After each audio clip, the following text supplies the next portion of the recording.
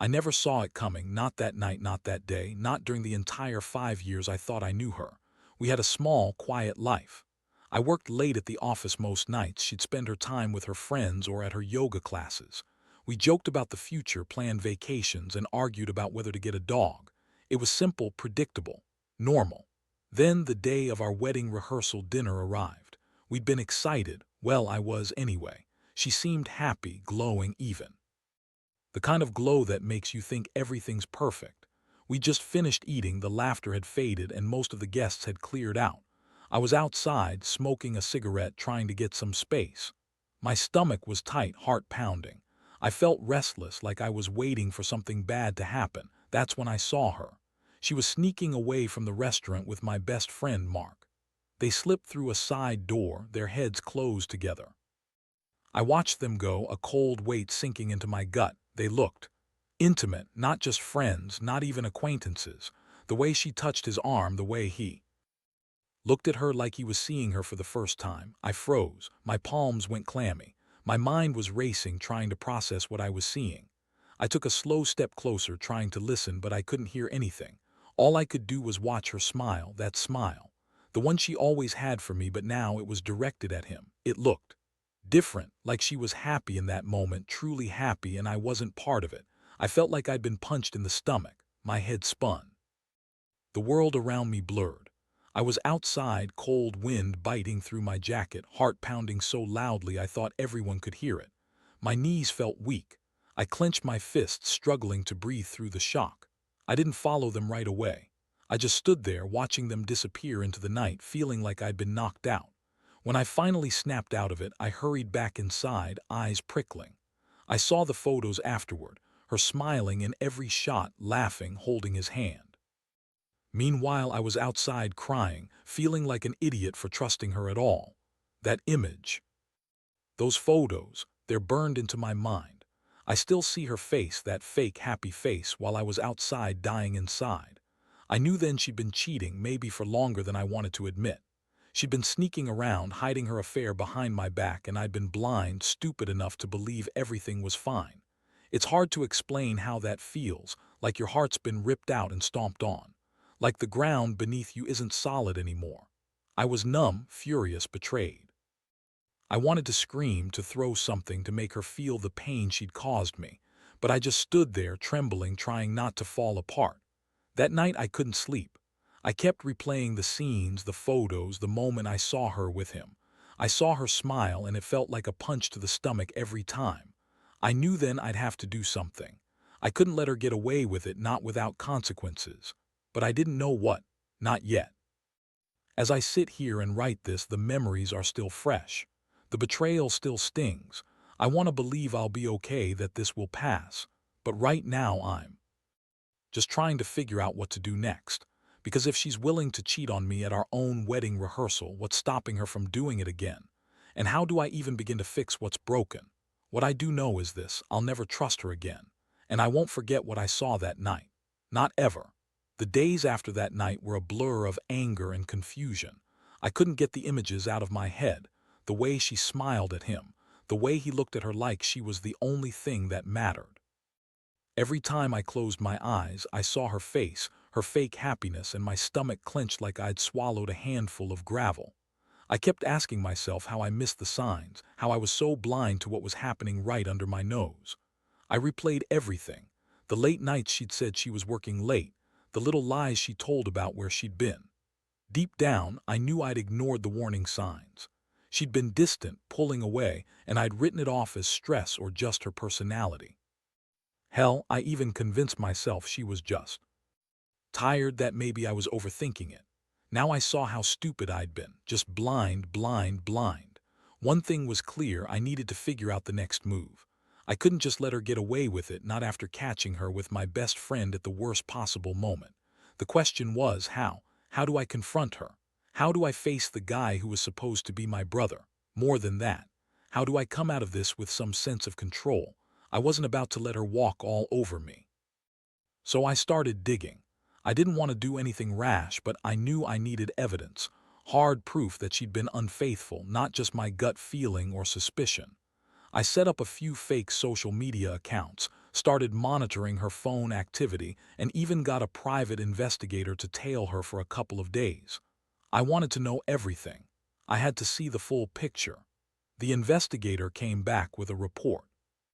Pictures, texts, times, all pointing to her continuing the affair well after the rehearsal dinner. She arranged to meet him again, sometimes late at night, sometimes during work hours. It wasn't just a fling in the moment, it was something she'd committed to. That knowledge made the rage inside me grow like a fire that refused to die out. Meanwhile, I kept my cool around her. I didn't explode, I didn't say a word. I played the victim in my own way, quiet, hurt, pretending everything was normal. But inside, I was boiling. Every time she touched me or smiled at me, I felt like gagging. That fake, innocent look she had, like she was the victim now, made me want to vomit. One evening, I sat her down in the living room. She looked surprised when I suggested we talk. I could see the flicker of concern in her eyes, but I didn't let it show. I kept my voice steady, cold even. "I know what you did," I said. "I know about your affair with Mark. I saw the photos, the texts. How long has this been going on?" Her face went pale. She blinked rapidly, trying to find words. "It's not what you think." "Oh, don't even start," I interrupted. "I've got the evidence, and I've had enough. You cheated on me at our wedding rehearsal with my best friend. How do you even sleep at night?" She looked like she was about to cry, but I didn't care. My stomach was twisting, but I kept my voice firm. "I want out. I want you gone. And I want everyone to know what kind of person you really are." She broke down then, tears streaming down her face. But I didn't feel sorry for her. I felt the cold, hard edge of justice taking shape inside me. I knew I wasn't going to let her get away with it, that her tears wouldn't change anything. Not anymore. That night I made a decision. I wasn't just going to confront her and hope she'd change. No, I was planning my revenge. Something clean, calculated, something that would hit her where it hurt most. I wanted her to see that I wasn't just some suckered fool. She'd made a huge mistake messing with me, and I was going to make sure she paid for it. I started laying my plan out in my head. It had to be precise, something she wouldn't see coming. I would want her to feel the same betrayal I felt, magnified. I'd make her regret ever crossing the line. No violence, no petty insults, just revenge that would remind her how badly she'd screwed up. As I sat there, eyes fixed on the flickering light of the lamp, I felt a strange mix of relief and determination. I didn't know what the future held, but I knew I wouldn't let her walk away without consequences. She'd taken my trust, my faith, my sense of stability, and I was about to give her a taste of her own medicine. But first I needed one last thing, the perfect moment for the final blow. And when that moment came, I'd be ready, because I wasn't just going to let her get away with cheating. I was going to show her exactly what betrayal costs. The next few days were a blur of planning and cold calculation. I spent countless hours going over everything I knew, photos, messages, her routines. I needed to be meticulous. I couldn't afford a slip-up. The goal was to make her feel the same pain I had that night outside, but without crossing any lines myself. Revenge, I decided, had to be sharp, precise, and undeniable. I started by gathering more evidence. Contracting the private investigator was key. I had him follow her more discreetly, snap photos of her meeting with him, and record her calls. Every detail confirmed my suspicion. She wasn't just flirting, she was deep into it multiple times a week. The more I uncovered, the more my blood boiled. The betrayal was worse than I thought. She made a conscious choice, and she was still doing it even after I'd caught her. Meanwhile, I kept my cool around her. I didn't confront her again yet. I needed to see how she acted, how she responded to the subtle pressure of knowing I was onto her. I wanted her to slip up, to reveal her true self when she thought I wasn't paying attention. It was a game, and I was in it to win. One evening she came home late, smelling faintly of perfume that wasn't mine. Her cheeks were a little flushed, her eyes a little too bright. I watched her from the doorway, pretending to be engrossed in my phone, but I noticed her clutch her purse a little tighter, her nerves flickering just beneath her surface. It was enough. I decided to push a little. "Been out with Mark again?" I asked casually, voice even but icy. She hesitated, then nodded. Yeah, we went for drinks after work, nothing special, really, because I saw pictures today. You meet with him almost every night now. What's going on? She looked caught, a flicker of panic crossing her face. It's nothing, just some work stuff you wouldn't understand. Oh, I think I do, I said, my voice lowering. You're cheating on me, aren't you? Her eyes widened and she looked like she wanted to lie, to deny everything, but I'd made my decision. I wasn't going to let her brush this off. I wanted her to feel the full weight of her betrayal. You've been lying to me for months, I continued. While I was working myself to the bone, you were sneaking around playing fools with my best friend. Well, I've got news for you. That ends tonight. She stumbled back, tears threatening to fall. Please, I didn't mean for it to happen. Save it, I cut her off. You're done. I've got enough evidence to show everyone what you really are. I paused, then added, but I have a better idea. If you think you've been sneaking around, I'll give you a taste of how it feels to be caught in your own game. That night, I sat in front of my computer, working out the fine details of my plan. I would send her a letter, one that revealed everything she'd done and what I was capable of doing in return. I wanted her to realize that she'd crossed a line, and I knew exactly how to make her regret it. The plan was simple but brutal. I'd craft a message, send it anonymously, and leave her dangling, guessing who knew what. It would contain snapshots of her with him, snippets of their conversations, the times they'd met. I'd make sure she understood that I wasn't finished yet. This was just the beginning of her punishment. I also knew I had to be careful. No direct threats, no blatant evidence that could link back to me. I wanted her to feel the paranoia, to start questioning everything, especially her own choices. Revenge, I realized, was a game of patience and precision. You have to make them believe you're just a ghost, one step behind, waiting to pounce. I'd chosen my weapon: silence, knowledge, manipulation. She'd think she'd gotten away with everything, but I was about to remind her just how wrong she was. When I finally pressed send on that anonymous message, an eerie calm settled over me. I'd done what I needed to do. Now I just had to wait and watch her unravel. The worst part, knowing she'd never see it coming. That's what made this plan so perfect, so cold. She thought she'd won. But I was about to turn the tables, and she'd realized too late that betrayal always comes with a price. I could feel the adrenaline rising, knowing I was about to send her into a tailspin, without lifting a finger directly. And when she finally found out everything, I knew exactly what I'd say. Because the truth was, I wasn't just planning revenge. I was planning to make her regret ever crossing me. The anticipation was worse than I expected. I checked my phone obsessively, every few minutes, waiting for that first ping, that sign that my plan had begun to work. I knew she'd be suspicious, maybe paranoid, but I didn't care. The waiting game was part of the strategy. I wanted her. Feel it, to burn with anxiety, to start questioning everything.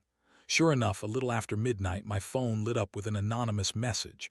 I stared at it, heart pounding, as I unlocked the screen. The message was simple but devastating. I know what you've been doing. You're not as clever as you thought. Watch your back. That was all. No name, no number, just that ominous warning. For a moment I hesitated. Was this going to escalate, or was it the first step in her realizing she'd been caught? Either way, I smiled to myself. She'd just taken the bait. Over the next few days, I played my hand carefully. I kept everything quiet, no big signs, no obvious moves. I wanted her to think she was safe, that she'd gotten away with it. Meanwhile, I was watching her every move, waiting for her to slip up again. It was a slow, tense process, but I was patient. She started acting strange, of course. She became more nervous, looking over her shoulder, checking her phone constantly. The paranoia was eating her from the inside out. I'd see her packing in the living room, her fingers trembling as she read the messages. She'd whisper to herself, who's doing this? Or are they watching me? One night she broke down in tears, clutching her phone tightly. This isn't fair, she sobbed. Someone's messing with me. I swear I didn't do anything. I didn't say a word. I just watched her, feeling a strange satisfaction, because I knew it was working. I knew she'd start to crack. Then I decided it was time to escalate. I sent her a second message, this time more direct. I included a photo, a close-up shot of her in bed with him, taken from a camera I'd secretly installed in her bedroom. It was all there, her, him, the pillows, the unmistakable look on her face. I didn't bother hiding the truth anymore. The message read, "You lied, cheated, and played with my life. Now it's your turn to see what betrayal really costs." The next morning, she found the photo on her phone, her face drained of color. She stared at it, trembling, eyes wide with shock and horror. Her hands shook so badly she nearly dropped the device. It was the first time I saw her truly afraid. She called me, voice trembling, tears choking her words. "You did this. You're crazy. Why are you doing this?" I kept my tone cold and steady. "You should have thought about that before you cheated on me. You wanted to play, now you're going to pay. This is just the beginning." She begged, screamed, pleaded for forgiveness. Nothing I wanted to hear. I told her she had to leave. That day, I packed her bags myself, making sure she understood she was no longer welcome in my house or my life. I told her she had to go, and if she ever tried to contact me again, she'd regret it. The fallout was immediate. Friends, family, everyone started to hear bits and pieces. Some were sympathetic, others viewed her as a cheat. But I didn't care what anyone thought. All that mattered was her realization of what she'd lost. She left in tears, clutching her phone, her face streaked with tears. I could see her trembling as she packed her things, the weight of her mistake crushing her.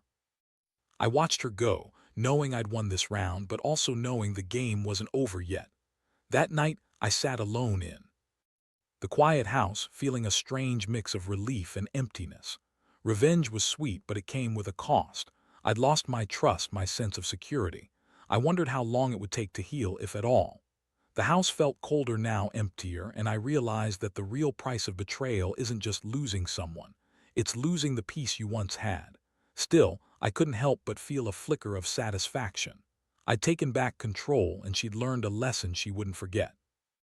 No matter how much she might try to spin the story, I knew the truth. That's the thing about betrayal. You can hide it from everyone else, but not from yourself when you look in the mirror. I took a deep breath and made one final move. I handed over her keys, her belongings, everything that belonged to her.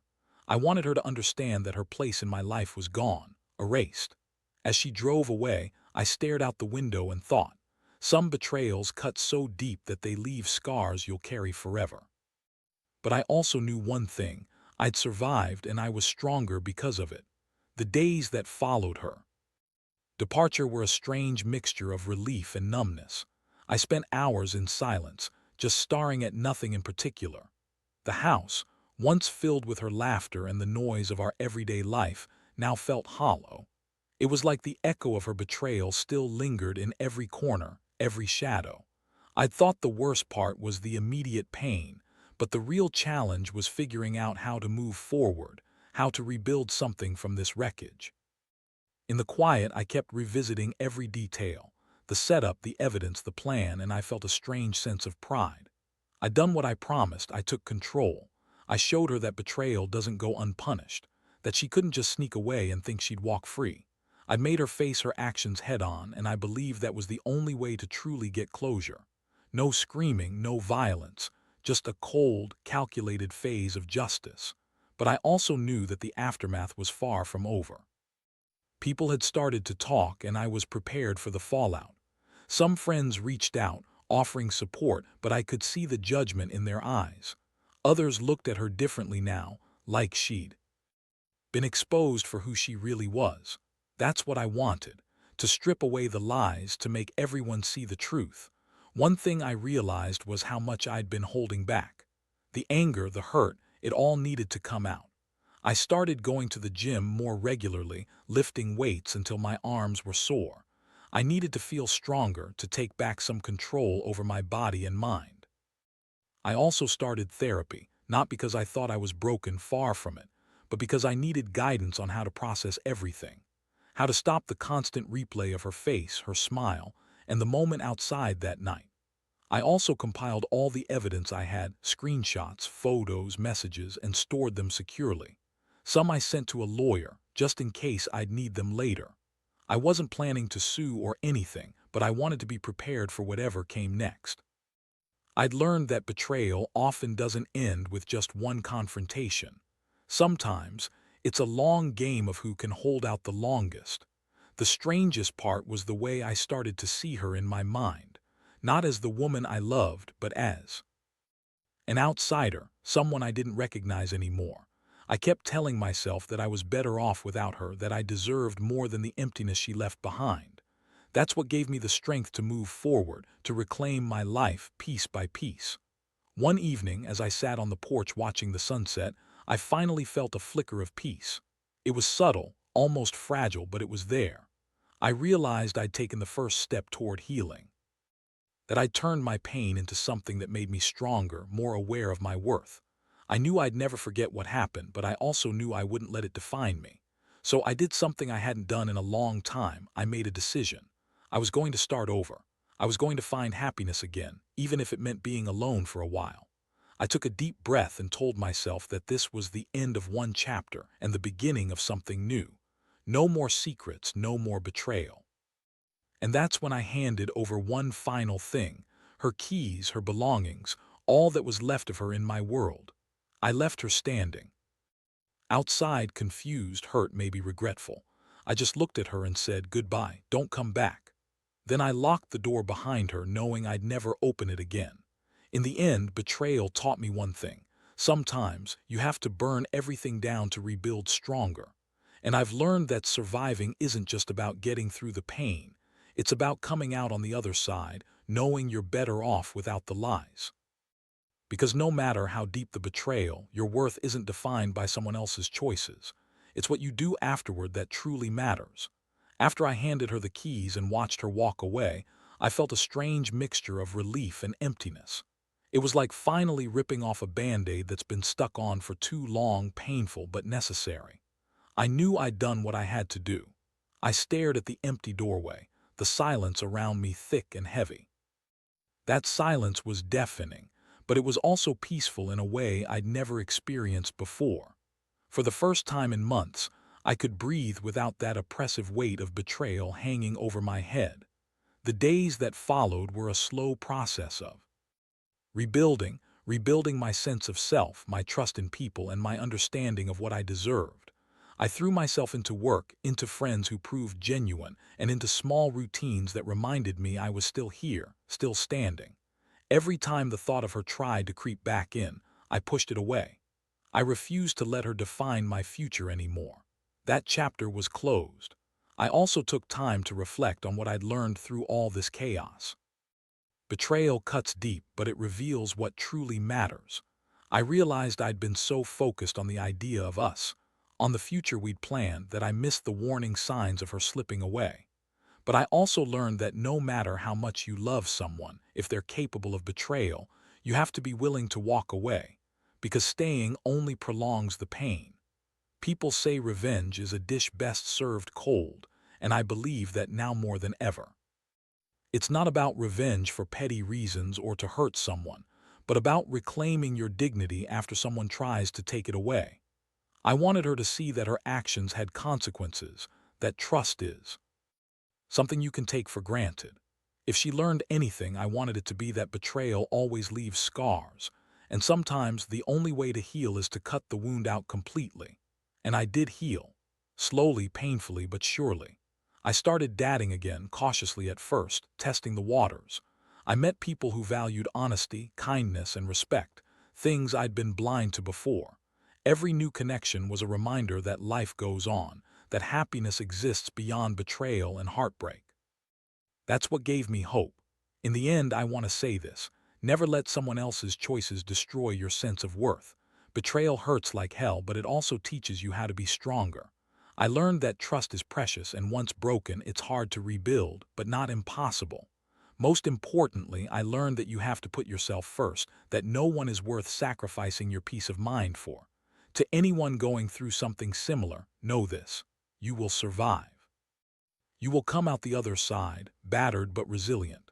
And eventually, that pain will fade, replaced by a quiet confidence that you're better off without the lies and deceit. The scars remain, yes, but they serve as a reminder of how far you've come. So now I'm here, living proof that betrayal doesn't have the last word. It's a tough lesson, but one that teaches you your own strength. I closed that chapter by handing over her keys, a symbol of leaving her behind. I walked away from the wreckage, knowing I'd built something better, something real. And that, more than anything, is what matters. Because in the end, the greatest revenge isn't revenge at all. It's living well after everything.